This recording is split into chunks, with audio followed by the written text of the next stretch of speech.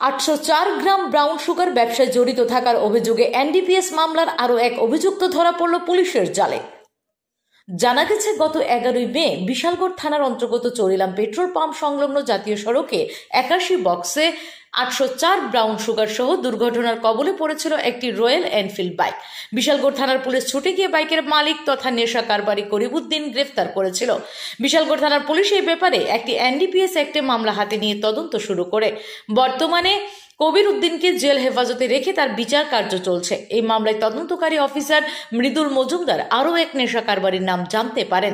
বিশালগড় থানার পুলিশ শনিবার গভীর রাতে উক্ত মামলায় জড়িত থাকার অভিযোগে সোনামুড়া থেকে ফারুক হোসেন নামে অপর এক নেশা কারবারিকে গ্রেফতার করে রবিবার সমস্ত আইনি প্রক্রিয়া শেষে ধৃত ফারুক হোসেনকে 3 দিনের পুলিশ রিমান্ড চেয়ে বিশালগড় মহকুমা আদালতে প্রেরণ করা হয়। পুলিশের ধারণা, ফারুক হোসেনকে পুলিশ রিমান্ডে এনে জোর জিজ্ঞাসাবাদ করলে অনেক চাঞ্চল্যকর তথ্যই বেরিয়ে আসবে। বর্তমানে উক্ত মামলার তৃতীয় অভিযুক্ত যে ঘটনার দিনে রয়্যাল এনফিল্ড বাইকটি চালিয়ে যাচ্ছিল এবং দুর্ভোগ ঘটনার পর সেখান থেকে পালিয়ে যায়। এটা গত 11 তারিখ যে আমরা একটা এনডিপিএস আপনার হিরোইন এখানে সিজ করেছিলাম চরিলামে। কত তারিখ স্যার? ওইটা পুলিশ স্টেশনের 27 নম্বর কেসে একটা হিউজ অ্যামাউন্ট অফ হিরোইন সিজ হয়েছিল। সেই কেসে আমরা একজন প্রথম দিন তো আমরা একজনকে কবির উদ্দিনকে অ্যারেস্ট করেছিলাম।